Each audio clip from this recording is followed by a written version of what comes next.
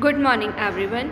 ये हमारे social science class है जिसमें हमारे ज्योग्राफी का चैप्टर हम पढ़ रहे थे, natural vegetation and wild life. So हम उसका अब दिस इज़ द पार्ट 4, ये 4th पार्ट है उसका। सो हम इसमें पहले कुछ देखेंगे मेडिसिनल प्लांट्स के बारे में जो कि हमारे रेगुलर और इरेगुलर यूज़ में आते हैं। India has known for the herbs and the species from ancient times. Some 2000 plants have been described in Ayurveda and least 500 are in regular use. So 500 species ऐसी हैं जो रेगुलर यूज़ में आती हैं और आयुर्वेदा के अकॉर्डिंग देखें तो इंडिया में 2000 मेडिसिनल प्लांट मिलते हैं। The world conservation union red list has named 352 medicinal plant which is 52 are crucially threatened and 49 endangered, जिसमें से 49 endangered है यानी इस कगार पे हैं जो अब ख़त्म होने वाले। तो हम देखेंगे उसमें कुछ कौन कौन से इम्पॉर्टेंट प्लांट हैं। स्पारगंधा, जामुन, अर्जुन, बबूल, नीम, टाइडर, तुलसी एंड कचम। तो ये कुछ प्लांट्स हैं जो इम्पॉर्टेंटली देखने के लिए मिलेंगे। अब हमारा यहाँ पे जो नेचुरल वेजिटेशन है, फ्लोरा है, वो फिनिश होता है और इसी के साथ अब हम हमारा वाइल्ड लाइफ यानी फौना डिस्कस करेंगे। सो वाइल्ड लाइफ यानी animals like it's flora, India is also rich in fauna. जैसे कि इंडिया में फ्लोरा बहुत अच्छे से मतलब प्लांट्स की स्पीशीज़ बहुत सारी मिलती हैं, उसी तरीके से इंडिया में फौना जो है वो भी बहुत सारा मिलता है, मतलब बहुत सारे एनिमल्स मिलते हैं। It has approximately 90,000 animal species. अगर हम टोटली देखें तो इंडिया में 90,000 एनिमल स्पीशी मिलती हैं। The country has about 2000 species of birds. और इंडिया कंट्री में सिर्फ 2000 स्पीशी बर्ड की मिलती हैं, मतलब 2000 तो सिर्फ बर्ड्स हैं, इसके अलावा और भी एनिमल्स देखने के मिले। They constitute 13% of the world's total, जो कि पूरे वर्ल्ड का 13% है। There are 2546 species of fish. और इंडिया में अप्रॉक्सीमेटली हम कह सकते हैं 2500 स्पीशीज़ मिलती हैं फ़िश की, which account for nearly 12% of the world's stock, जो पूरे वर्ल्ड का 12% स्टॉक है। It also shares between 5 and 8% of world's amphibians, reptiles and animals. और इंडिया के 5 to 8% रेप्टाइल्स, एम्फीबियंस, एनिमल्स पूरे वर्ल्ड के इंडिया में मिलते हैं। एम्फीबियंस और रेप्टाइल और मैमल्स मतलब जो 4 लेग वाले एनिमल्स होते हैं, एंड रेप्टाइल्स एंड एम्फीबियंस मतलब कि जो रेंग कर चलते हैं, जो ज़मीन पर।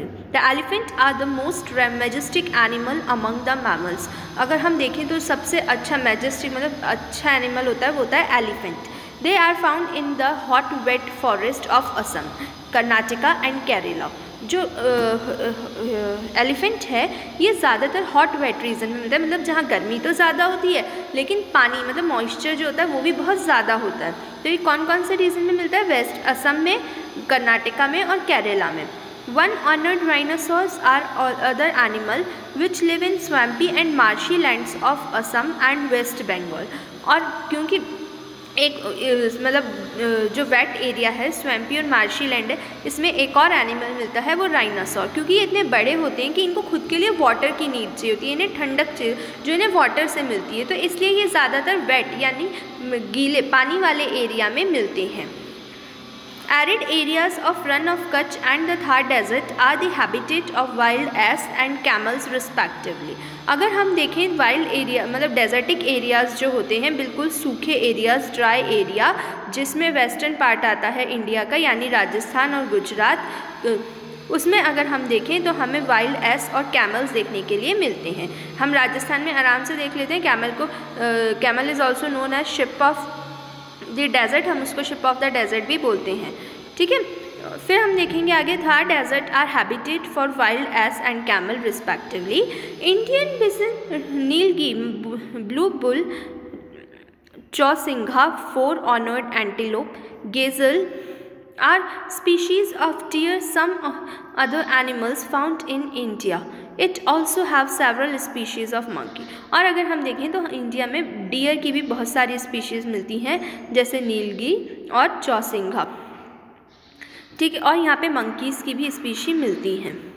Wild life protection act was implemented in 1972 और वाइल्ड लाइफ को प्रोटेक्शन करने के लिए जो रूल आया था, एक्ट आया था, वो 1972 में आया था। India is the only country in the world that has been tigers and lions. India एक अकेला ऐसा कंट्री है जिसमें हमें टाइगर्स और लॉयंस दोनों ही देखने के लिए मिलते हैं।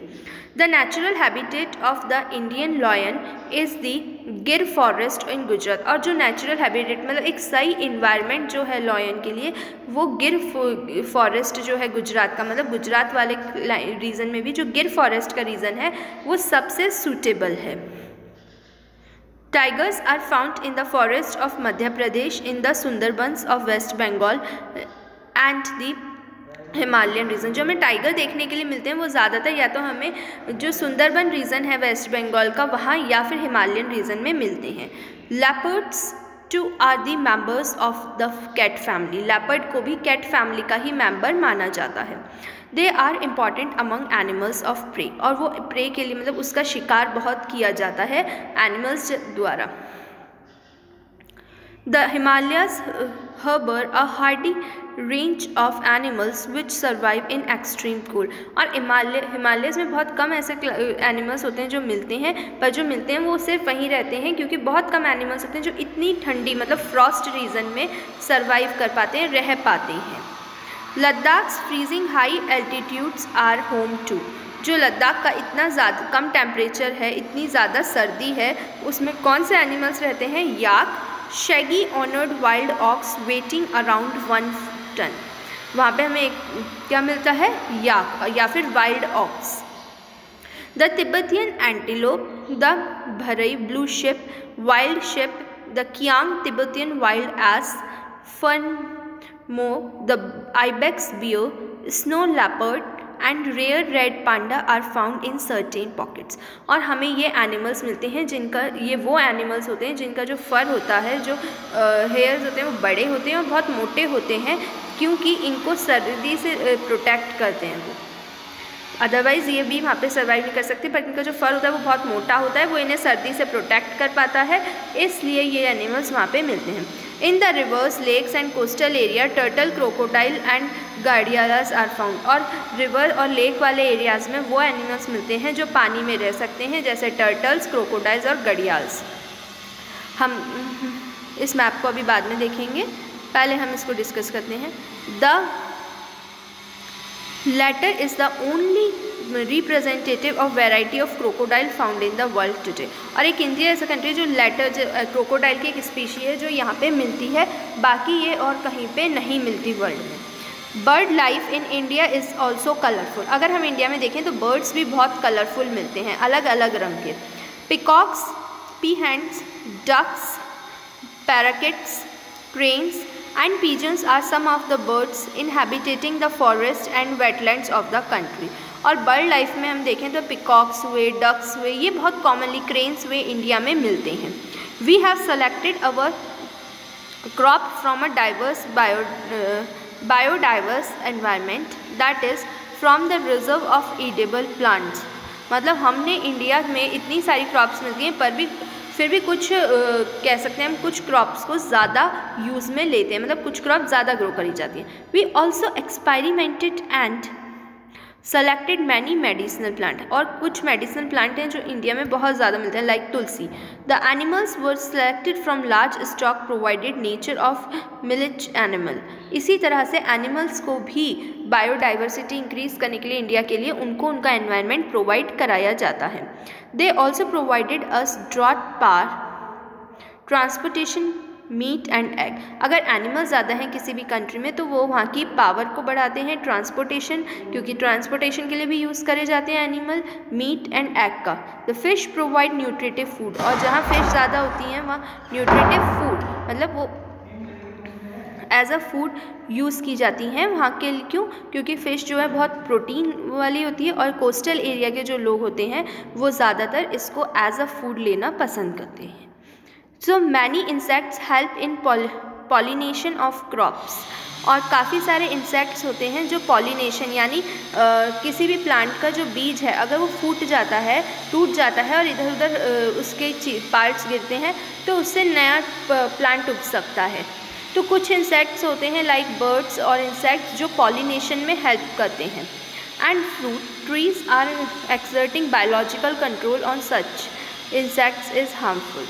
और उससे क्या होता है, कई बार 2 ट्रीज़ के बीज मिलने से कोई एक नया अच्छा पौधा हमें मिल सकता है। Every species has role to play in the ecosystem. हर स्पीशी का बहुत ज़्यादा रोल होता है किसी भी इकोसिस्टम यानी वो एरिया जहाँ पे एनिमल्स और प्लांट्स दोनों का इंटरेक्शन होता है, किसके साथ, अबायोटिक एलिमेंट्स यानी एनवायरनमेंट के साथ।